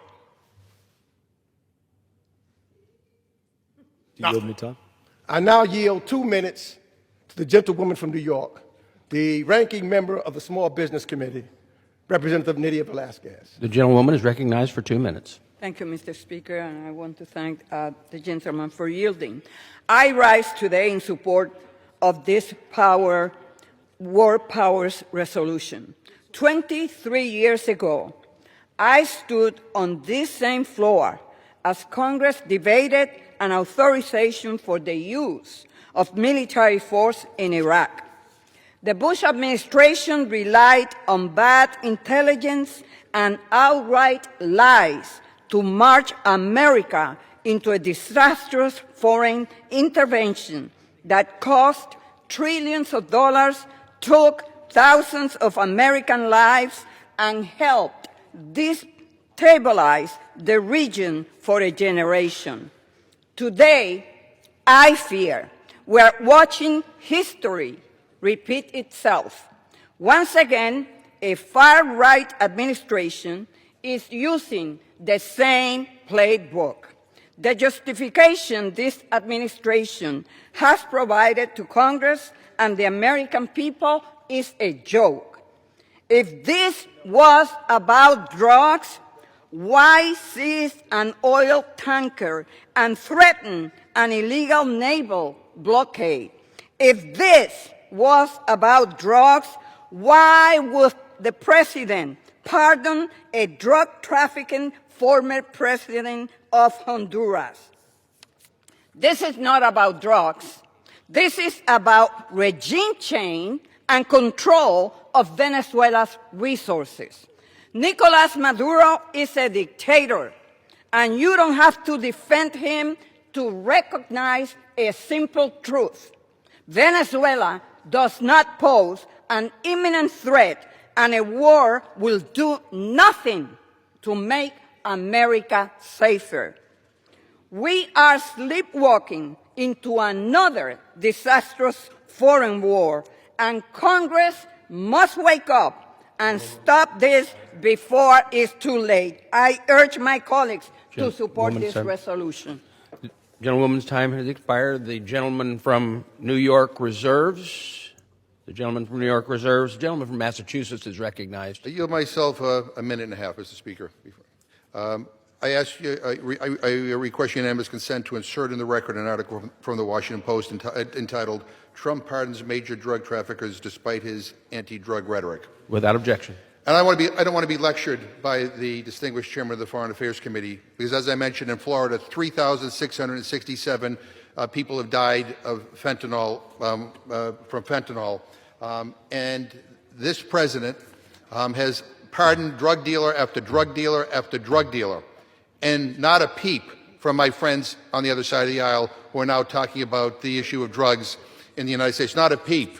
I mean, I don't know how you explain that to the families of those who lost their lives, number one. Number two, he made a big deal about pictures, that if you're in a picture with somebody and you touch them, that somehow you were affiliated with them. Well, here's a picture of Donald Trump and Vladimir Putin with a nice handshake. What does that say, that Trump is somehow, Vladimir Putin's friend? Or here's Trump with Kim Jong-un, giving him a nice hug, another dictator that Trump seems to be enamored with. I mean, I don't even know what the hell that proves, but the chairman of the committee seems to think that photos are a big deal. I just also want to say something else before I yield.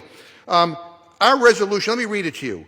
It says, pursuant to Section 5C of the War Powers Resolution, Congress hereby directs the President to remove the use of United States Armed Forces from hostilities within or against Venezuela unless explicitly authorized by a declaration of war or specific statutory authorization for the use of military force. That is it. I can't even believe this is controversial. I can't even believe that my friends on the other side of the aisle have a problem with this. I mean, this is the most basic stuff. I now yield 3 minutes to the gentleman from Kentucky, Mr. Massey. The gentleman from Kentucky is recognized for 3 minutes. Mr. Speaker, James Madison warned us that in no part of the Constitution is more wisdom to be found than in the clause which confides the question of war and peace to the legislature and not the executive. Madison called it the crown jewel of Congress. The framers understood a simple truth. To the extent that war-making power devolves to one person, liberty dissolves.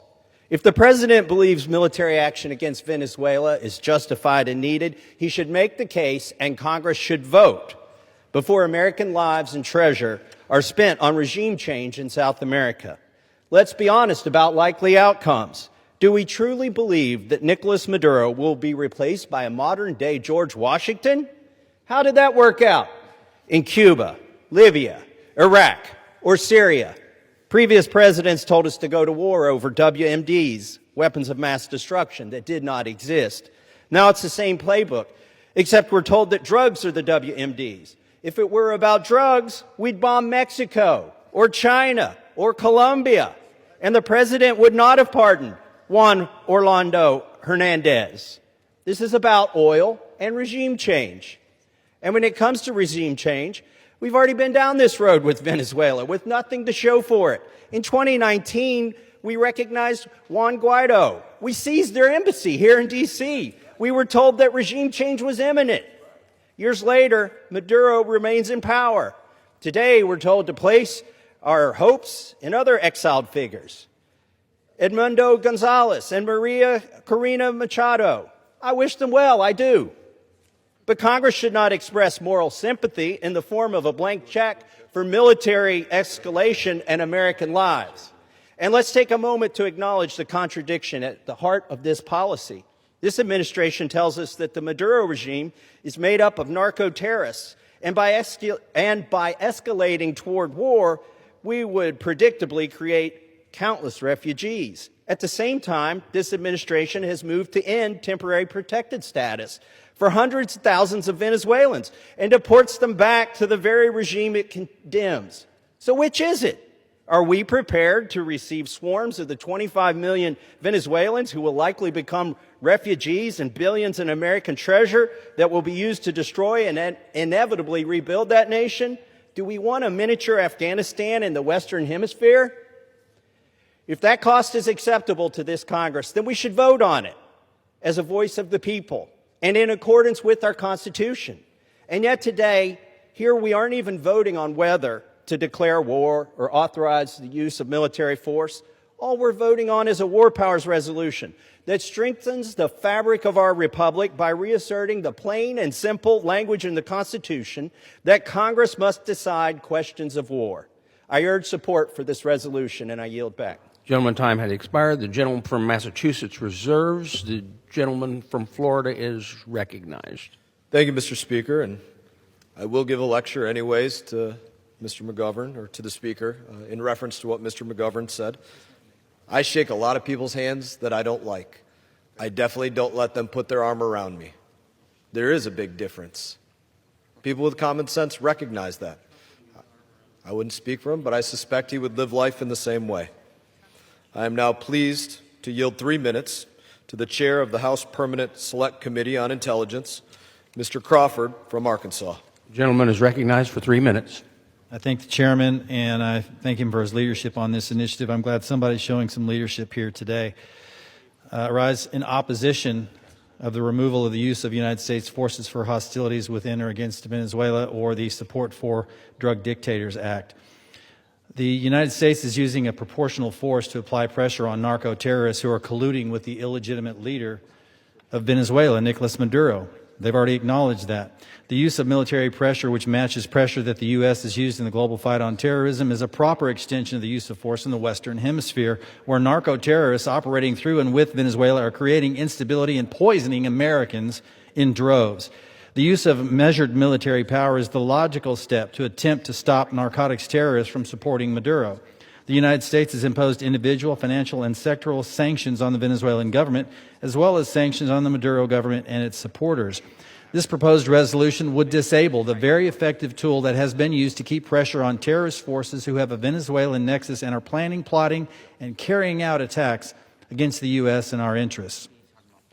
The strikes on narco-terrorist cartel assets have been precise and limited.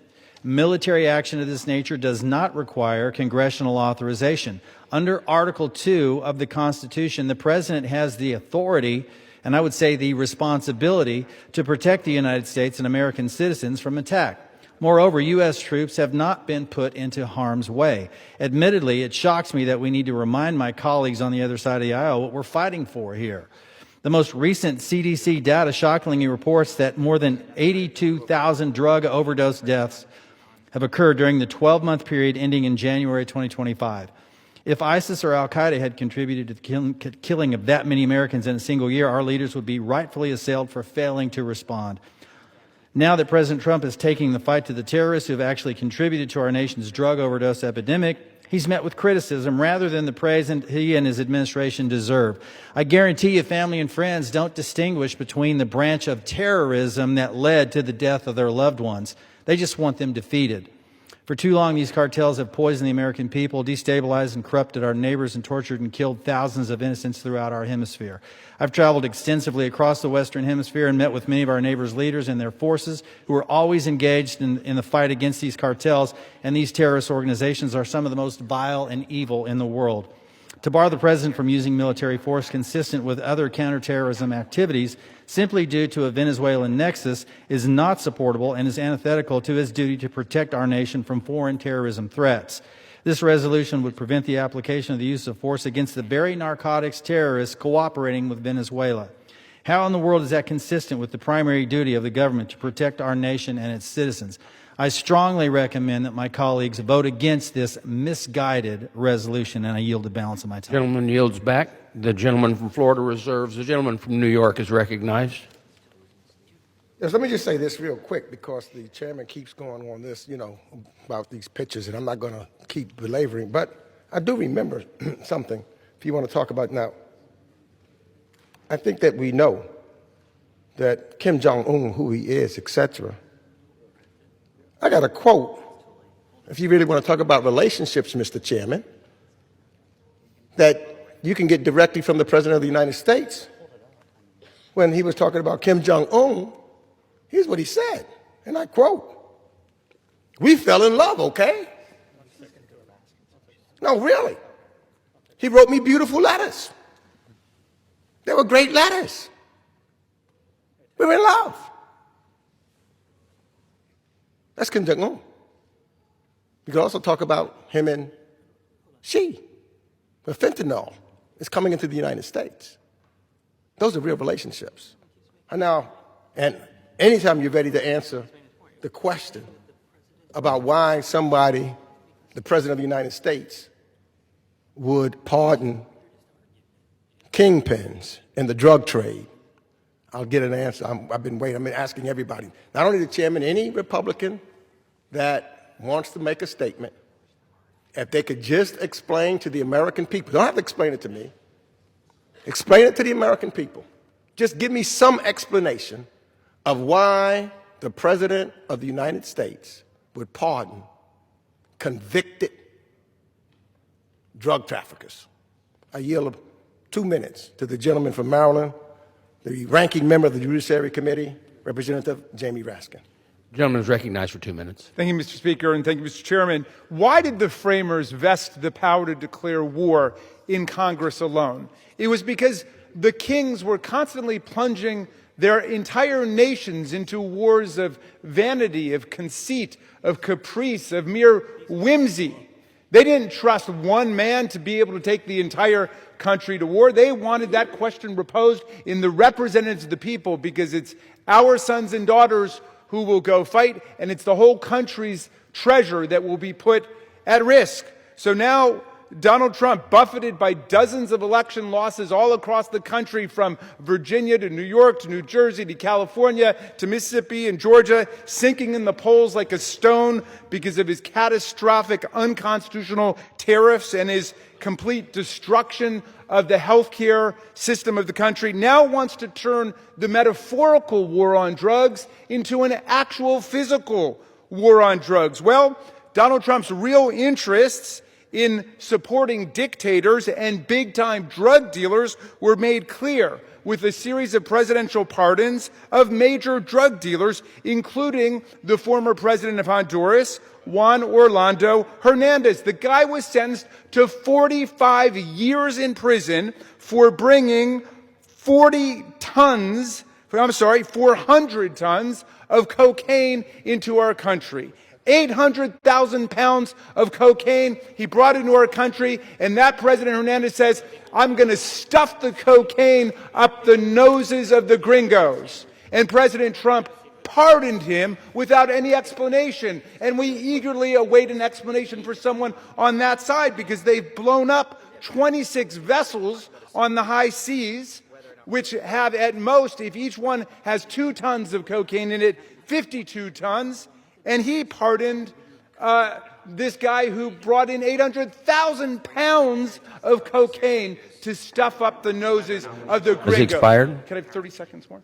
He owed the gentleman another 30 seconds. The gentleman is recognized for another 30 seconds. I would urgently commend to our colleagues across the aisle the speech that President Lincoln, the founder of your party, made about the Mexican-American War. And he stood in this chamber and said, on something as important and as grave as going to war, we want to know exactly what the rationale is, exactly why we're doing it.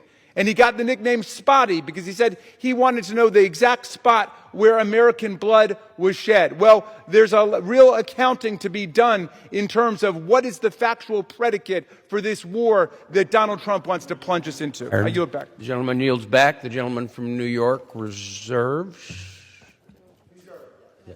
The gentleman from Massachusetts is recognized. Mr. Speaker, the chairman of the Foreign Affairs Committee has said some strange things today about, how you interpret photographs and if people are shaking hands or whatever. But somehow, if your arm is around somebody, that means that you're dear friends. And I'm just looking at this photo of Donald Trump with his arm around Jeffrey Epstein. By your standards, they must be in love. This debate is not about the gentleman's personal weird code on touching. This is about war.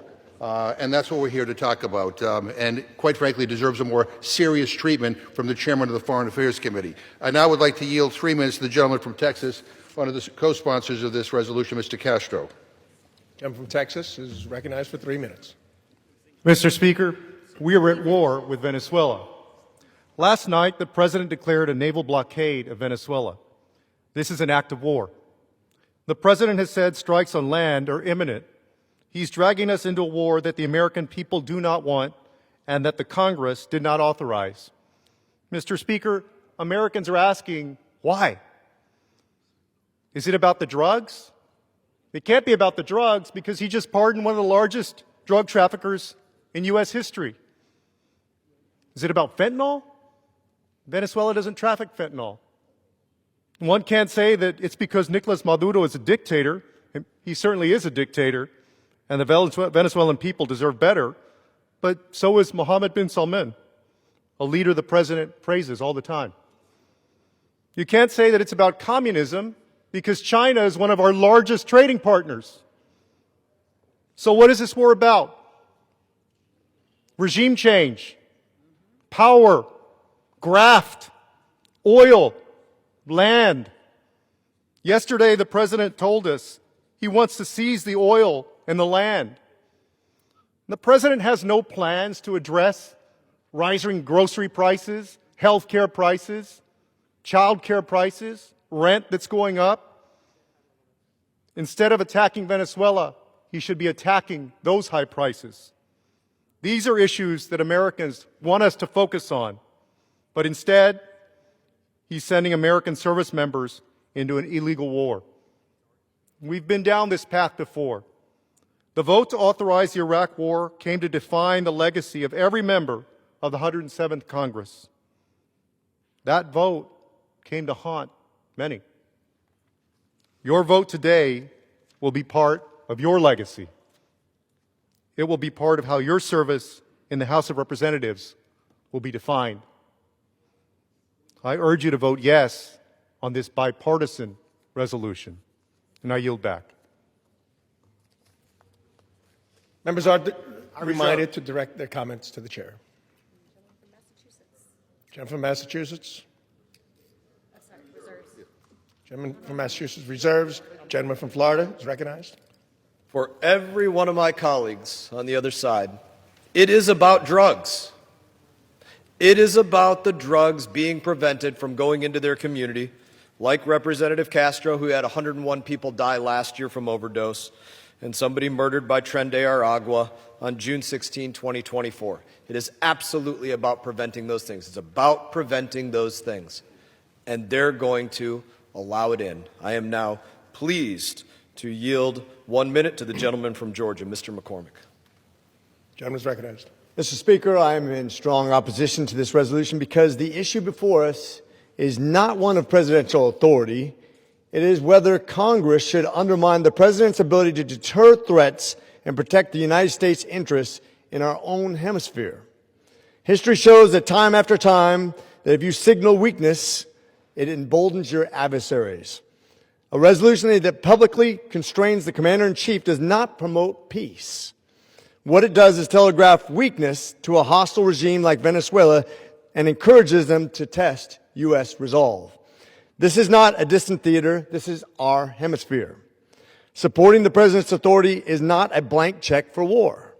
It is recognition that timely, flexible military posturing is what prevents war, and in this case protects Americans against the most lethal attack ever on the American people and the population, where we lose over 250 people per day for the last 3 years. This is not the time to act in opposition to the commander-in-chief, to oppose him from the most important obligation he has, to protect the American public, and that is why I oppose this, and with that, I yield. Gentleman yields. Gentleman from Florida is recognized. Gentleman reserves.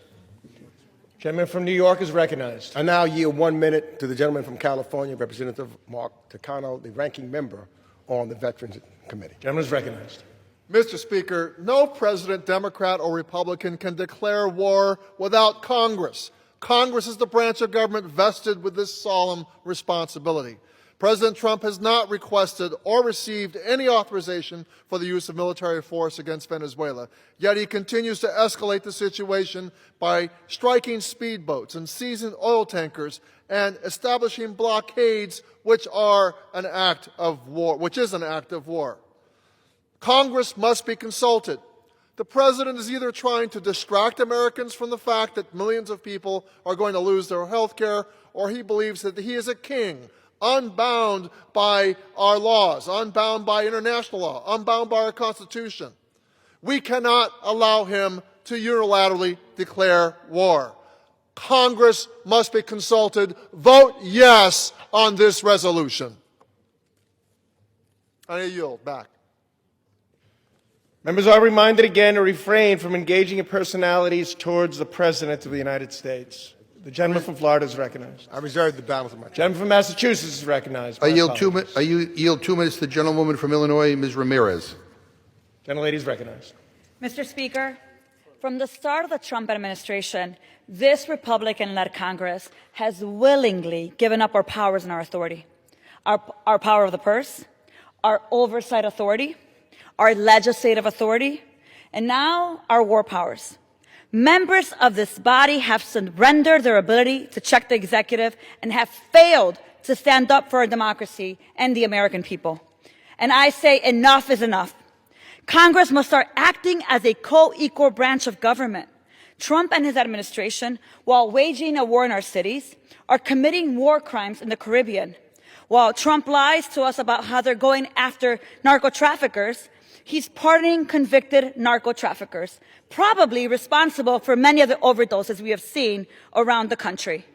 The hypocrisy is suffocating. The administration is lying, consolidating power, and committing war crimes in order to control, to dominate, and seize Venezuelan oil and pursue regime change for their imperialistic agenda in the Western Hemisphere. All so they can extract resources, they can expand their wealth, and they can make sure that one day, should they lose their hold on power, which they will, that they can be pardoned for their corruption. It seems like Republicans love Trump and protecting pedophiles more than they love America and children. It is shameful, it is pitiful, it is filthy, and we have to put an end to it. I urge my colleagues to vote yes on this resolution. Let's take back the power and authority that rightfully belongs to Congress and put an end to the lawlessness that makes us all less safe. With that, I yield back. Members are reminded once again to refrain from engaging in personalities towards the President.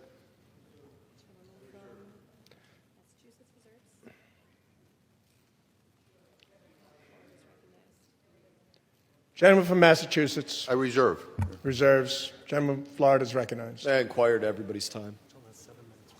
Gentleman has 7 minutes remaining. And everybody else? I'm sorry. Gentleman from Massachusetts has 3. Gentleman from New York has 4 minutes remaining. Mr. Speaker, I'm pleased to yield 1.5 minutes to the gentlelady from South Carolina, Ms. Biggs. Gentlelady is recognized. Mr. Speaker, I rise today in strong opposition to the resolution which seeks to limit the constitutional authority of the President under Article 2 and micromanage the Commander-in-Chief during a national security crisis. While our nation's first priority must always be the pursuit of peace over conflict, we cannot remain idle when an indicted drug trafficker weaponizes narco-terrorists to assault our sovereignty. Peace is maintained through strength, and it would be both unconstitutional and irresponsible to tie the hands of the President, who is protecting the American people from drug cartels and terrorist tactics. Decades of executive branch precedent affirmed by both parties established that restricted engagements involving no ground troops and limited operations do not require congressional authorization.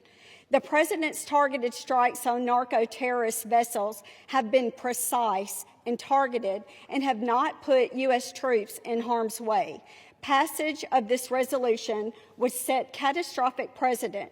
It would define any defensive use of force as an act of war, effectively stripping the Commander-in-Chief of his constitutional mandate to respond to foreign threats and to secure our borders against a criminal regime.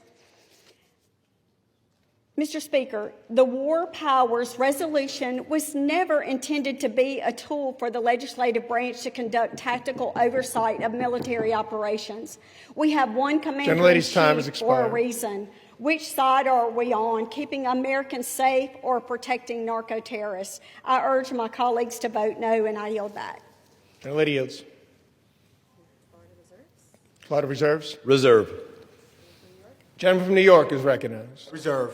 Gentleman from New York reserved. Gentleman from Massachusetts. I'm going to reserve. I guess the question is, are there other speakers here in addition to? I have all right, then I'll reserve. Then you go. Three more speakers. Gentleman reserved. What I know. I reserve.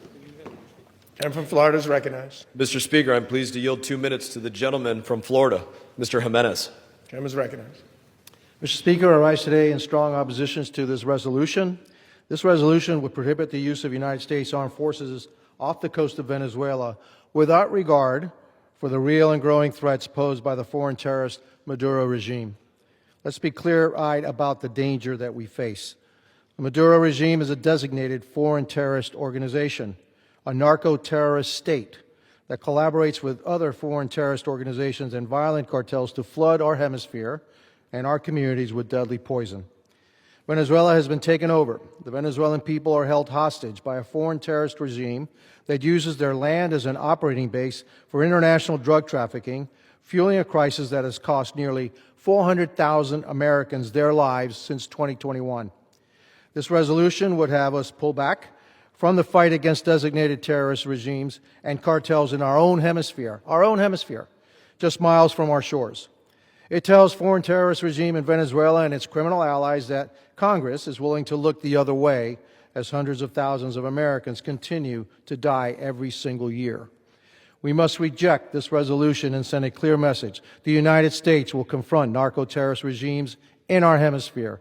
Stand with the Venezuelan people, and never surrender to terrorist regimes that threaten our security. Too many Americans have already paid with their lives because this threat was ignored. For the sake of our national security, our communities, and the men and women in uniform who stand the line every day, I urge a no vote on this resolution. And I thank my colleague for yielding the time, and I yield back. Gentleman yields. Reserve. Gentleman from Florida reserves. Gentleman from New York. I yield 30 seconds to the gentleman from Illinois, Representative Christian. Call me Raja, Chairman. Call me Raja. Thank you so much. Thank you, Mr. Chair. Thank you, Mr. Speaker. The purpose of the War Powers Act was to prevent secret wars from happening after Vietnam. The reason why we have this is so that the administration is accountable to the people. No war should be declared and no war should be prosecuted in the name of the American people without their consent. If the president wishes to go to war, he must come to the people, explain his rationale, and get their consent, and he's not doing that now. And when he doesn't do that, bad things happen, and bad things are happening today. Thank you, and I yield back. Thank you. Gentleman's time has expired. Gentleman yields. Gentleman from Massachusetts reserves. Gentleman from Florida. Mr. Speaker, I'm pleased to yield 1.5 minutes to the gentleman from California, Mr. McClintock. Gentleman is recognized. Mr. Speaker, the gentleman is absolutely right that the Constitution is crystal clear that only Congress can start a war. But in their deliberations on this subject, the founders also made clear that they were leaving the president certain limited inherent power to react to an attack. For example, he can order defensive measures or hot pursuit of an enemy or retaliatory strikes. That's the distinction they debated when they substituted declare war instead of make war among Congress's enumerated powers. So the supporters of this resolution are correct. Congress has to initiate hostilities, but neither of these resolutions are applicable to current events. H-Con Res 64 orders the president to remove forces from Venezuela that are not in Venezuela. And until and unless they are, this is at best an empty partisan exercise. Worse, it could be construed to constrain his inherent powers in the event of an attack by Venezuela that requires an immediate response. H-Con Res 61 orders him to cease attacks on terrorist groups, presumably the drug runners. But these are unflagged vessels carrying contraband in international waters. An attack on them is not an attack on a foreign power and therefore not an act of war. It's akin to firing on Somali pirates menacing international shipping. If the president launched an unprovoked attack on Venezuela or Venezuela-flagged vessels without congressional declaration, we should have this debate. Until then, I think the Democrats would do well not to cry wolf on such an important matter. I yield back. Gentleman yields. Reserve. Gentleman from Florida reserves. Gentleman from Massachusetts. Gentleman from New York. Reserves. Speaker, I'm pleased to yield 30 seconds. Gentleman will suspend. Gentleman from Massachusetts? Reserve. Reserves. Gentleman from Florida? Mr. Speaker, pleased to yield 30 seconds to the gentleman from Ohio, Mr. Davidson. Gentleman is recognized. Speaker, I'd ask Mr. McGovern, is the contention that this is a present condition, that there are U.S. forces in violation of the War Powers Resolution, or is it about a hypothetical future? The first thing you said. So the contention is that it's a present condition. I disagree with that. I'll be voting no. Gentleman yield. Gentleman from Florida? Mr. Speaker, I have no more speakers and will reserve until the gentleman yield back. Gentleman reserves. Gentleman from New York? Thank you, Mr. Speaker. I will take as much time as I may consume or the rest of the time to close.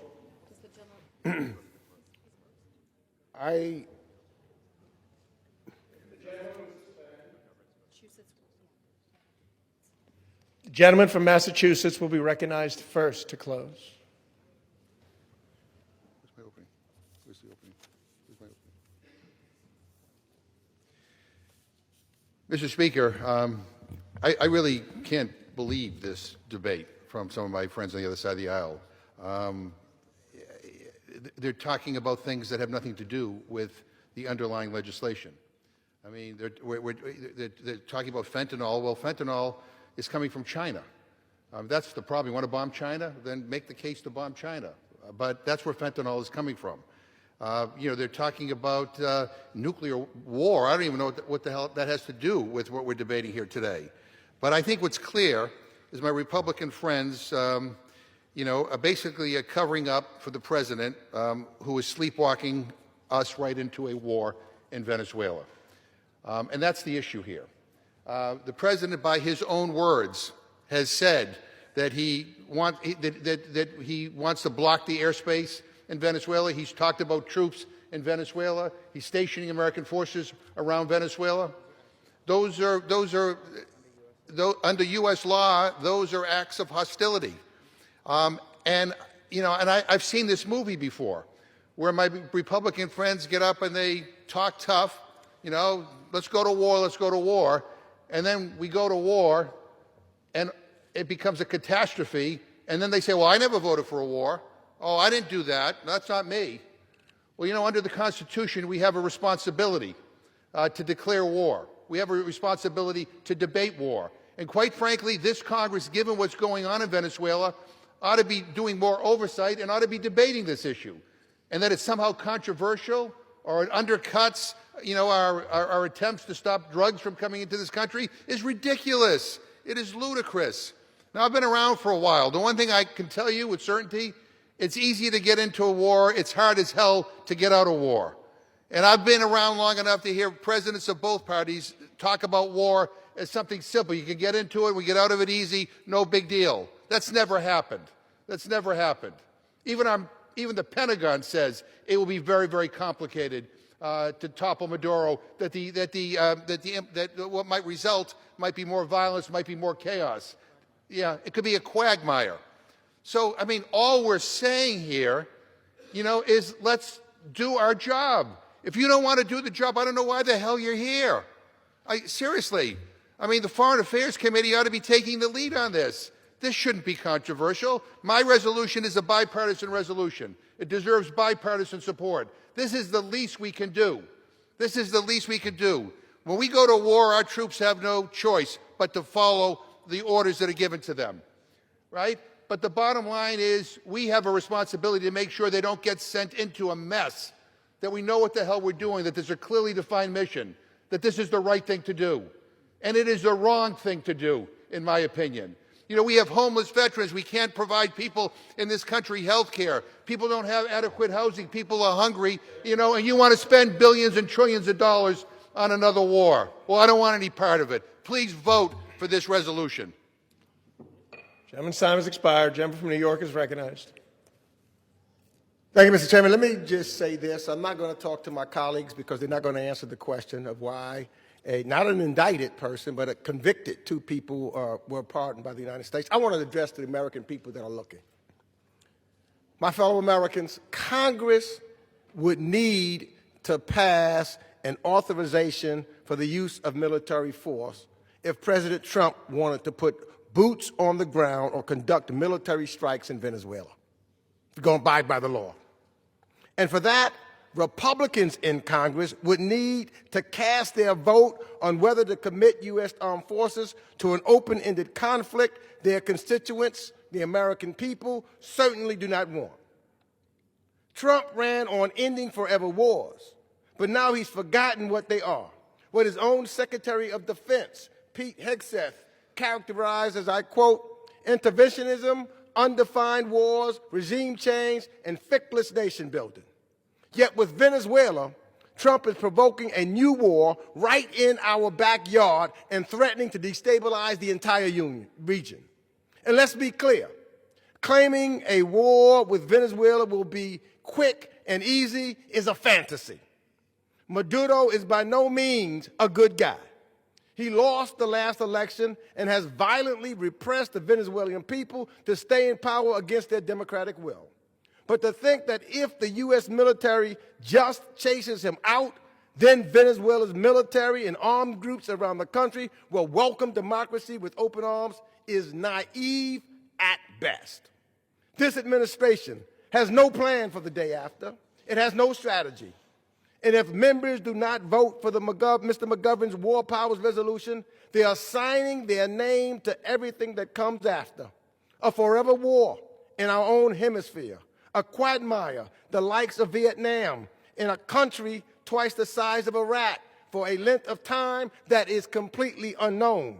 How many billions of dollars of taxpayers' money would be spent so Pete Hegseth can play a wartime or play as a wartime general? How many U.S. service members would make the ultimate sacrifice so Donald Trump could do in Latin America what Vladimir Putin does in Europe? The power over matters of war and peace belongs to the United States Congress. It is our most solemn duty, given in the Constitution of the United States. And votes like this are our most consequential, literally about life and about death. And if history has taught us anything, wars are easy to start, but they are incredibly difficult to end. The choice you make on this vote will carry a very, very long part in this history. I will just end with this. Let me just tell you, the camera of history is rolling. What will the downstream effects of the destabilizing the country, an entire region? Anyone who tells you they know, they're lying. What do we know is that the American people, this is what we do know, don't want this. That is unequivocal. Even President Trump's supporters do not understand why he would do this. Gentleman's time has expired. So I ask you, let's vote in this House for Mr. McGovern's bill. It's the right thing to do. Or vote so the American people know how you stood at this point in history. I yield back the balance of my time. Gentleman yields. Gentleman from Florida is recognized. Mr. Speaker, defense of America is what's on the table here. The questions are simple. Does the President have the authority to defend the United States of America against these cartels, against their drugs, their beheadings, their murders? Does he or does he not?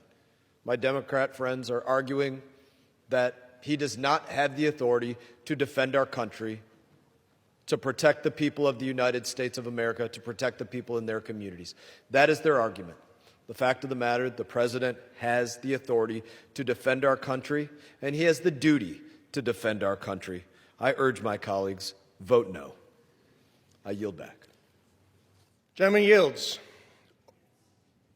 Gentleman. Debate has expired. Pursuant to the order of the House of December 16, 2025, the previous question is ordered on the concurrent resolution. The question is on adoption of the concurrent resolution. Those in favor say aye. Aye. Those opposed, no. In the opinion of the chair, the noes have it. The concurrent resolution is. Speaker? Yes. I Gentleman from Massachusetts. I ask for the yeas and nays. and a hearing aid. Massachusetts requests the yeas and nays. Those favoring a vote by the yeas and nays will rise. A sufficient number having risen, the yeas and nays are ordered. Pursuant to Clause 8 of Rule 20, further proceedings on this question will be postponed.